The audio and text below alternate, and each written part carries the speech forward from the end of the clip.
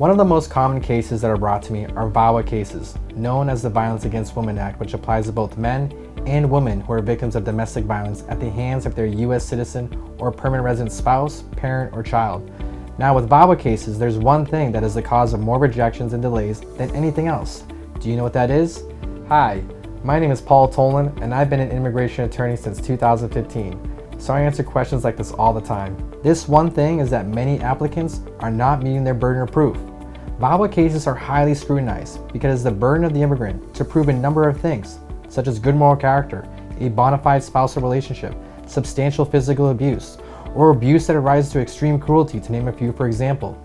I remember I was hired by a man from Haiti who did not speak any English. He had his friend file his VAWA petition who did a terrible job. They had absolutely no clue what they were doing, and the petitioner received a notice of intent to deny after waiting about 1 year for a response. After reviewing the case, they did not file nearly enough proof to have this petition approved.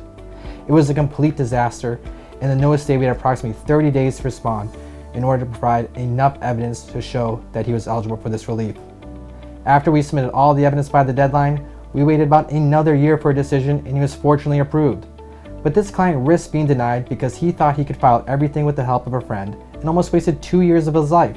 Now, I have done so many VAWA cases at this point that have been approved, and I have developed my own system and know exactly what we need to show in order to get these petitions approved. So, better call Paul. If you want to know more about this or you have any other immigration questions, please reach out to us. We would be glad to talk to you and help you get your answers.